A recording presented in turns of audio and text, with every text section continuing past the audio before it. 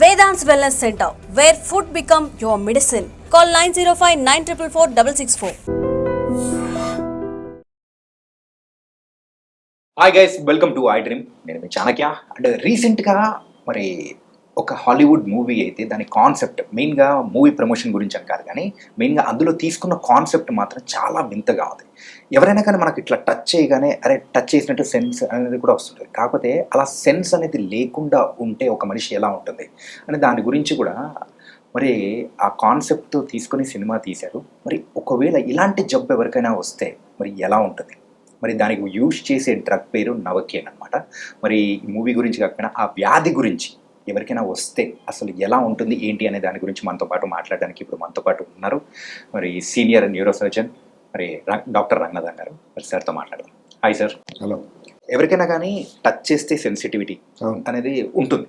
కాకపోతే అలా సెన్సిటివిటీ అంటే టచ్ చేసిన సెన్సేషన్ కానీ ఏం లేకుండా అలా ఉండేవాళ్ళు నిజంగా ఉంటారా అసలు? ఉంటారు.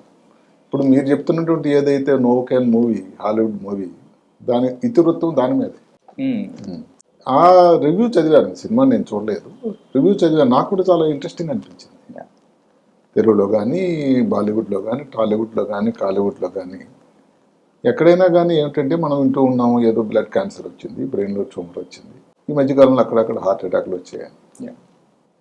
అందరికీ ఉపయోగకరమైనది ఒక మందు, అంటే ప్రతిరోజు వైద్య పద్ధతిలో వాడేటువంటి ఒక మందు గురించి, అంటే మాదక ద్రవ్యం కాదు, మందు అంటే మందు కనిపెట్టిన డ్రగ్ ఇది. ఓకే. నీ ఆధారపడి ఒక సినిమా తీయటం. ఆ డ్రగ్ ఎందుకు వచ్చింది అని అన్నట్టయితే మీరు చెప్పినట్టుగా ఈ పెయిన్ సెన్సిటివిటీ, స్పర్శ కాదు నిజానికి పెయిన్ సెన్సిటివిటీ తెలియకపోవడం. Pain sensitivity.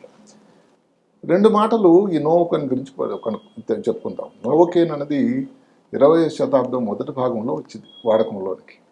అది ఒక రకమైన లోకల్ ఎనస్థిస్ట్, అంటే ఇప్పుడు ఏదన్నా చిన్న వైద్యం చేయాలి, దానికి ఈ ఇంజక్షన్ ఇచ్చినట్టయితే ఆ ప్రాంతం అంతా కూడా నంబైపోతుంది, స్పర్శ తెలియదు. ఆ వ్యక్తికి దానివల్ల వైద్యం చేయడం, శస్త్రచికిత్స జరగడం జరిగేది. కాలక్రమేణా ఇప్పుడు ఈ నోవోకేన్ తాలూకు వాడకం, నోవోకేన్ అనేది మందు తాలూకా ట్రేడ్ నేమ్. దానిలో ఉండేటువంటి కెమికల్ నేమ్ పేరు ప్రొకేన్.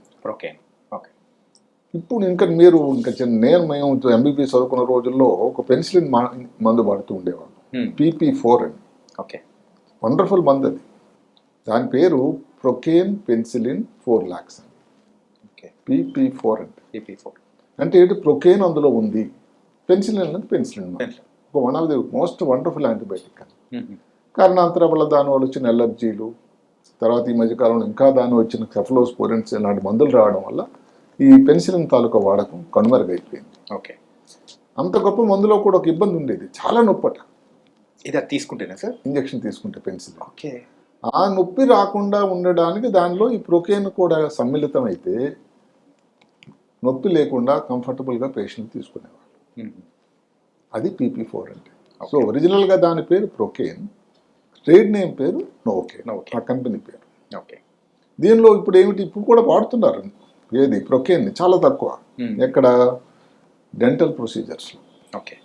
ఎందుకంటే షార్ట్ డ్యూరేషన్ అది, తక్కువ సేపులో అయిపోతుంది. మిగతాదన్నీ దానివల్ల ఎలర్జీ రియాక్షన్స్ ఎక్కువయ్యాయి. అందువల్ల నెమ్మదిగా దాని స్థానంలో లిడోకేన్ అని వచ్చింది. అది కూడా ఎనస్థెటిక్కే. అంటే స్పర్శగా తెలియకుండా, పైన లేకుండా, కంఫర్టబుల్గా ఆ చేసుకున్న ప్రొసీజర్ టైంలో ఇబ్బంది లేకుండా పేషెంట్ నవ్వుకుంటూ రావాలి. ఈరోజు ఎనస్థెటిషియాలకు అదే కదండి పద్ధతి. Patient should be comfortable. మీరు నమ్మరు, ఈ లిడోకేన్ చాలా పేర్లు ఉంది, లిగ్నోకేన్, లిడోకేన్, సెన్సార్కేన్. అవి దాని బిజినెస్ ఆల్ ఓవర్ ప్రపంచం అంతా కూడా ఎంతో తెలుసా? $2.4 బిలియన్. అంటే ఎంత వాడకం ఈ మందు జరుగుతుందో అని. దాని ఆధారంగా ఒక హాలీవుడ్ సినిమా తీయడం అసలు చాలా నచ్చింది నాకు. సార్ యూజువల్గా ఆ ట్రైలర్ చూస్తూ ఉన్నప్పుడు కూడా ఏమనిపించిందంటే, అంటే ఎంత నొప్పినైనా కానీ అసలు ఏం లేనట్టు నార్మల్ మనిషి. అదే కదా, అదే నేను దానికి అనిపించింది. అవును, అదే నేను ఏమంటానంటే ఒక అడ్వర్సిటీ అంటే ఉన్న కష్టాన్ని అడ్వాంటేజ్గా మార్చుకోవడం. ఓకే. అనేది ఆ సినిమాలో ఒక స్ఫూర్తి. సరే, హీరోగా జరిగిందా లేదా అని పక్కన పెడదాం. ఇప్పుడు వ్యాధి కోసం మీరు ఏదైతే వింత వ్యాధి, చాలా రేర్ వ్యాధి అని అనుకుంటే దాని పేరు CIPA, congenital insensitivity to to pain and anhidrosis. దాంట్లో దాగి ఉందా అర్థం చెప్పడానికి ప్రయత్నిస్తాం. కంజెనిటల్ పుట్టినప్పటి నుంచి, అంటే తల్లిదండ్రుల నుంచి సంక్రమించింది. ఇన్సెన్సిటివిటీ అంటే ఏంటి, నొప్పి తాలూకా అసలు ఫీలింగ్ లేకపోవడం. తర్వాత ఎన్హైడ్రోసిస్. హైడ్రోసిస్ అంటే చెమట అండి. చెమట అనేది దేవుడు ఇచ్చినటువంటి ఒక రకమైనటువంటి ఏదో నాకు వేడి ఉంది, చెమట వచ్చినట్టు జ్వరం తగ్గుతుంది కదా, ఆ చెమట లేకపోవడం ఎన్హైడ్రోసిస్. ఇలాంటి ఇబ్బందులతో ఉండేటువంటి వ్యాధిని ఈ CIPL అంటారు. Okay. PA congenital insensitivity to pain and anhidrosis. ఇది ఒక అదృష్టం ఏమిటంటే చాలా తక్కువ మందిలో కనబడుతూ ఉంటుంది. 125 మిలియన్లు ఒకరికి వస్తుంది, అంటే అంత తక్కువ. అయితే మరి ఎందుకు ఈ ప్రాబ్లం గురించి మనం చెప్పుకోవాల్సి వస్తుంది? ఎందుకు అంటే భారతదేశంలో కూడా కొన్ని కేసులు ఉన్నాయి, విదేశాల్లో సరే కేసులు ఉన్నాయి. అన్నిటికంటే ముఖ్యం ఏంటంటే ఈ ఇబ్బంది వచ్చిన వాళ్ళు 3 సంవత్సరాల లోపలే దగ్గర 20% జరిగిపోతారు ఆ కాంప్లికేషన్స్ ప్రాబ్లమ్స్ వల్ల. ఓకే. తర్వాత మనం చెప్పుకుంటాం, ఎందుకంటే ఈ తెలియకుండానే ఆ వ్యాధిని గుర్తించకపోవడం వల్ల కొన్ని అనవసరమైన వైద్యాలు, కొన్ని ఆపరేషన్లు పడి తిరగడం, ఫ్రాక్చర్లు లాంటి వైద్యం చేయడం జరిగింది. అదే కాకుండా దీని తాలూకా ప్రోగ్నోసిస్, ఇలాంటి వ్యాధి వచ్చినట్టు ముందు డయాగ్నోసిస్, ఇలాంటివి కూడా. ఈ వ్యాధి లక్షణాలు ఎలా ఉంటాయంటే మనం చెప్పుకున్నట్టు పెయిన్, వాళ్ళకి స్పర్శ అసలు ఏమాత్రం నొప్పి ఉండదు. నొప్పి ఒకటే కాదు, టెంపరేచర్ కూడా, వేడి కూడా తెలియదు వాళ్ళకి. వేడి కూడా తెలియదు. అందువల్ల ఇప్పుడు ఎక్కడైనా దెబ్బ తగిలింది అనుకోండి, వాళ్ళకి తెలియదు. వేడి దీంట్లో చేతులు పెట్టారనుకోండి, కాలిపోయినా తెలియదు. అదే కాకుండా ఎన్హైడ్రోసిస్. ఈ వేడి తెలియకపోవడం వల్ల ఏమిటి, సెల్ఫ్ మ్యూటిలేషన్ అంటాం. తెలియకుండానే నాలుగు ఖర్చుకోవడం అందరూ సహజం జరిగేది, అబ్బో అనుకుంటాం. కానీ వాళ్ళకి పెయిన్ తెలియదుగా, ఎన్నిసార్లు కొనుక్కున్నా కూడా. అదే కాకుండా ఈ లిప్స్ని పెదవులు కొరుక్కోవడం కానీ, చేతులు వేలకు దెబ్బ తగిలిన, ఇట్లా తెలియకుండానే సెల్ఫ్ మ్యూటిలేషన్ అని ఇంగ్లీష్లో ఒక మాట ఉంది, అంటే స్వయంగా దెబ్బ తగలడం, ఇంజరీ అవ్వడం. ఓకే. దానికి తోడు ఎన్హైడ్రోసిస్ అంటే చెమట లేకపోవడం వల్ల విపరీతం జ్వరం రావడం. ఇప్పుడు వేసవికాలం వచ్చింది, ఇలా టైంలో ఇబ్బంది ఉన్న వాళ్ళు అసలు ఏమవుతుంది, దానికి తోడు వచ్చింది ఏమిటంటే ఫిట్స్ లాగా రావడం. ఎవరికైతే ఎక్కువ జ్వరం వచ్చే వాళ్ళకి టెంపరేచర్ పెరిగితే ఫిట్స్ లాగా రావడం. ఓకే. ఇంకొక ముఖ్యమైనది ఏమిటి, ఈ ఇబ్బంది ఉన్న వాళ్ళకి ఏదైనా దెబ్బ తగిలింది అనుకోండి, ఒకంత మానదండి, సమస్య లేదు, మానదు. ఆ వూండ్ హీలింగ్ చాలా స్లో ఉంటుంది. అదే కాకుండా బోన్ ఇన్ఫెక్షన్స్, ఆస్టోమైలిటిస్ అంటాం, అదొక కాంప్లికేషన్. అంటే బోన్ లోపల వచ్చేటువంటి ఇన్ఫెక్షన్ చీముని పట్టడాన్ని, ఎందుకంటే బోన్స్ దెబ్బ తగిలాయి, బయటకు ఎక్స్పోజ్ అయ్యింది, వాళ్ళకి స్పర్శ తెలియటం లేదు, దాని కేర్ తీసుకోవడం తక్కువ ఉంటుంది వాళ్ళు. ఇదే కాకుండా చిన్న చిన్న ఫ్రాక్చర్స్ ఏమో కాకుండా చుట్టుపక్కల ఉండేటువంటి టిష్యూస్ కూడా డ్యామేజ్ అవ్వడం వల్ల అసలు ఆ కీళ్ళలో కదలిక అవన్నీ మారిపోతాయి. దాన్ని షాక్ కోట్స్ అంటారు, జాయింట్స్ అని. ఇన్ని ఇబ్బందులు ఈ వ్యాధిలో ఉన్నాయి. ఈ వ్యాధి ఆటోసోమల్ రెసిసివ్ అంటారు. అంటే మీరు అడగవచ్చు, ఆటోసోమల్ రెసిసివ్ అంటే ఏంటి అంటే, తల్లి తండ్రిలో కూడా ఈ ఇబ్బంది ఉంటే వాళ్ళ నుంచి వచ్చిన జనుడి పరంగా వచ్చేటువంటి వ్యాధి. ఆటోజోమల్ డామినెంట్ అంటే తల్లిదండ్రులు ఎవరికైనా ఒక వచ్చేదాన్ని ఆటోజోమల్ డామినెంట్ అంటారు. ఇద్దరు ఉండేటట్టు ఆటోజోమల్ రెసిసివ్ అంటారు. యూజువల్గా ఇప్పుడు కట్ అవుతుంది, బ్లడ్ వస్తూ ఉంటుంది, ఆ బ్లడ్ వచ్చే సెన్స్ అనేది కూడా అసలు ఉండదు, తెలియదు. బ్లడ్ రావడం తాలూకా చూసి తెలుస్తాం బ్లడ్ అయిందని. కానీ అప్పటికే పుంజకాలం ఇప్పుడు మనకి ఏదైనా వస్తువు వేడి దాని పెడితే టక్కన చూసేస్తాం. అవును సార్, అది వేడి స్పర్శ లేదు. ఆ కాలిపోయిన తర్వాత కూడా తెలియదు, ఎవరో చూసి ఏమైంది అంటే తెలుసుకోవడం. ఓకే. అది చాలా దయనీయమైనటువంటి పరిస్థితి. ఇప్పుడు ఆ సినిమాలో కూడా హీరోలో నేను చదివిన రివ్యూలో అదే చదువుతున్నాను, విలన్ ఏమిటంటే ఒక సలసలు కారుతున్నటువంటి ఆయిల్లో చేయబెట్టిస్తాడట. ఇది స్పర్శ లేదు కదా, లేదు నాకు తెలిసి కూడా నొప్పి ఉన్నా కానీ నేనేం చేయటం లేదు అన్నట్టు యాక్షన్ చేశాడు. అవతల విలన్ ఏమనుకున్నాడట, నేను హింసిస్తున్నాను అనుకున్నాడు. ఇంత చేస్తే ఆయనకు స్పర్శ లేదు. అది ఏదైతే తనకు ఇష్టమైన హీరోయిన్ సేవ్ చేయడానికి సినిమాలో అతను ప్రయత్నించడం, చివరికి సక్సెస్ఫుల్ అవ్వడం జరిగింది. అది సినిమా తాలూకా ఇతివృత్తం అయింది. సార్, ఇంకొకటి మీరు చెప్పారు, యూజువల్గా ఈ వ్యాధి ఉన్న వాళ్ళు అంటే ఎర్లీ ఏజ్లోనే చనిపోయే అవకాశాలు అనేది కూడా ఉంటాయి. అంటే ఈ ఇన్ఫెక్షన్స్ బారిన పడి దానివల్ల అనారోగ్యం ద్వారా అంతే. ఇన్ఫెక్షన్, జ్వరం వచ్చింది, తెలియటం లేదు, ఫిట్స్ వచ్చింది, ఎంతో 102, 105 టెంపరేచర్ వచ్చేసింది, వేసవికాలంలో ఇబ్బంది అయింది, డిహైడ్రేషన్ అయిపోయింది. దాని తాలూకు అసోసియేటెడ్ ప్రాబ్లమ్స్ వల్ల గుండె దెబ్బ తగిలింది, హీల్ అవ్వట్లేదు. బోన్లో ఇన్ఫెక్షన్ వచ్చేసింది, అలాగ ఇంకా ఇన్ఫెక్షన్ స్ప్రెడ్ అయింది. Yeah. ఇలాంటి కారణాల వల్ల వాళ్ళకి మరణం జరుగుతుంది. సార్ సింపుల్ చెప్పాలంటే వాళ్ళని మనం ఒక గాజు బొమ్మలా చూసుకోవాలి అంతే. ఒకవేళ ఎవరికన్నా ఉందంటే. ఇక్కడ ఏమిటంటే ఇదే కానీ అన్నదమ్ములకి ఇద్దరికి ఉండడానికి ఆస్కారం ఉంది. ఇద్దరు పిల్లలు పుడితే అందులో కవలలు పుడితే ఇద్దరికి ఉండడానికి ఆస్కారం ఉంది. ఓకే. ఇప్పుడు చిన్నపిల్లల డాక్టర్ ఎవరైతే వాళ్ళని హ్యాండిల్ చేస్తారు, మామూలుగా ఏంటంటే లైఫ్ ఎక్స్పెక్టెన్సీ 25 సంవత్సరాలు. 20 సంవత్సరాలు. ఈ 20% ఏదైతే 3 సంవత్సరాలు జరిగిపోయే వాళ్ళు కాకపోతే ఇంత లోపల ఇప్పుడు ఎక్కడో పుండు మానకన్నా డాక్టర్ దగ్గరికి వెళ్ళారు, ఏదో ఇన్ఫెక్షన్ వచ్చింది, లేకపోతే దీనిలో బోన్లో ఇన్ఫెక్షన్ వచ్చింది, మిగతా టెస్టులు కాకుండా ఈ సిఐపి వ్యాధి కానీ కాదు కదా అని తెలియాలి. అలాంటిది దానికి ఊరికే సర్జరీలు ఇంకా సర్జరీలు చేయడం, ఇంకేమో మందులు ఇచ్చి దానివలన సపోర్ట్ కేర్ తప్ప ఏం చేసినా ఆ వ్యాధి జెనెటిక్ జన్యుపరంగా వచ్చేది మార్చడానికి ఎవరికి సాధ్యం కాదు. పేషెంట్ నెగ్లెక్ట్ చేయమని చెప్పడం కాదు నా మాట.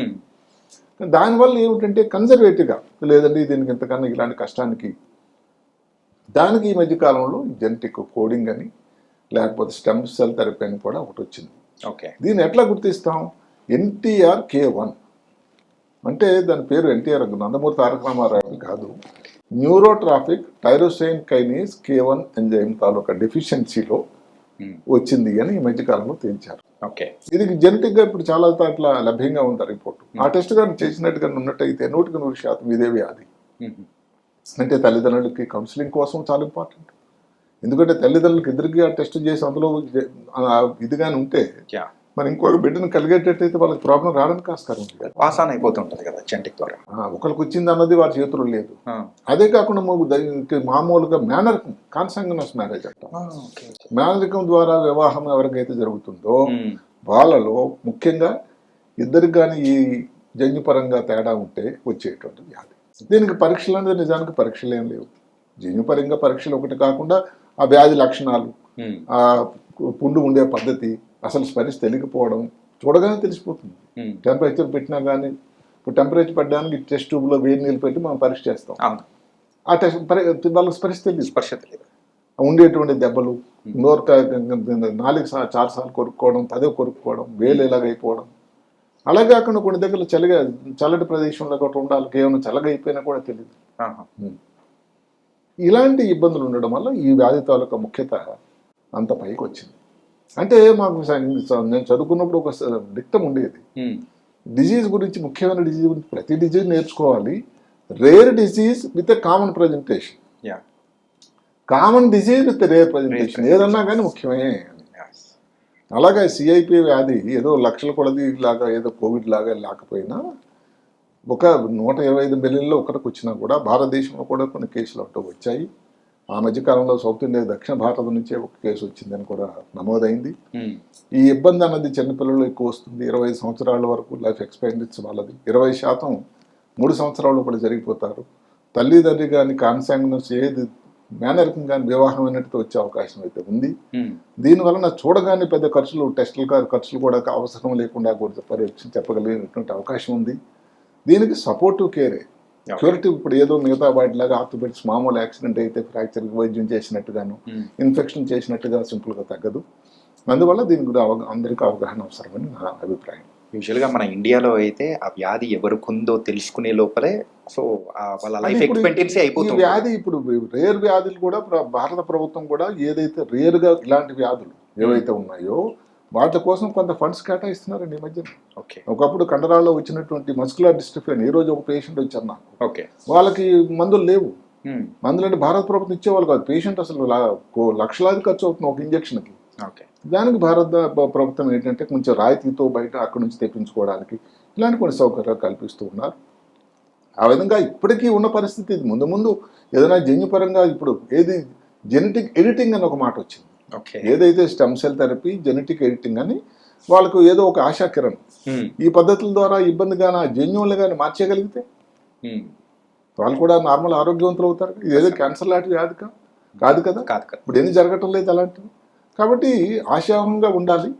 దానికి ఈ 2 పద్ధతుల్లో కానీ చాలా ఉపయోగం ఉంటుంది. మాట క్యాన్సర్లో ముందప్పుడు ఒక లేని దానికి ఇప్పుడు ఈ జెనెటిక్ ఇవన్నీ ఎంత మాట ఇమ్యూనోథెరపీని ఎలా వచ్చింది, ఇలాంటివి కూడా వస్తాయని నేను అనుకుంటున్నాను. Nice sir. నవకీన్ అనే ఆ మూవీ మరి దాంట్లో మెయిన్ గా ఆ వ్యాధి తాలూకు ఇది ఎంత ఇప్పుడు depth ఉందన్నది ఇప్పుడు మన దేశంలో ఉండేటువంటి మిగతా ప్రొడ్యూసర్ డైరెక్టర్లకు కూడా అలాంటి ఒక స్ఫూర్తిదాయకమే అనుకోవద్దని నాకు అనిపిస్తుంది. నేను ఆ మూవీ ఫీల్డ్ లేకపోయినా ఒక మందు గురించి ఒక సినిమా, అందులోనే చాలా కామన్ గా రొటీన్ గా చాలా ఎంతో ఉపయోగకరమైనటువంటి ఒక మత్తు మందు గురించి, ఎనస్థెటిస్ట్ మత్తు మందు అంటే ఏదైతే డ్రగ్స్ మాదక ద్రవ్యాలు కాకుండా తీయటం అనేది చాలా మంచి ఆలోచన అని నాకు అనిపిస్తుంది. అదే కాకుండా నోకేన్ అనేది అప్పటిది ఫస్ట్ మందు తాలూకా ట్రేడ్ నేమ్. ఈ డైరెక్టర్ దానికి ఇంపార్టెన్స్ ఇచ్చాడు హిస్టరీకి. ఇప్పుడు వచ్చిన దాని పేరు లిడుకేన్, అలాగే లిడుకేన్ పెట్టొచ్చుగా. అది కూడా చాలా ఆలోచన చేసే పెట్టారని నేను సినిమాల ద్వారా కూడా సో చాలా మందిని కూడా చైతన్యపరచవచ్చు. మెయిన్ గా ఇలాంటి రేర్ డిసీజ్ గురించి కూడా చాలా చక్కగా వివరించారు. ఇప్పుడు మిగతా అన్నిటికీ వైద్యం అయిపోయింది, ఇక్కడ నుంచి చేయాల్సింది ప్రజల తాలూకు ఆలోచన కూడా రేర్ గురించి కూడా వాళ్ళు నెగ్లెక్ట్ చేయడానికి కాదు కదా. వాళ్ళందరూ కూడా ఈ భారతావరణలో ఉన్న వాళ్ళకి ఈ రేరు జబ్బు కాబట్టి మేము వైద్యం చేయడం లేదు కదా. ఎస్ సార్, బాధ్యత దాని మీద కూడా. చాలా చక్కటి విశ్లేషణ sir. Thank you so much sir. Right.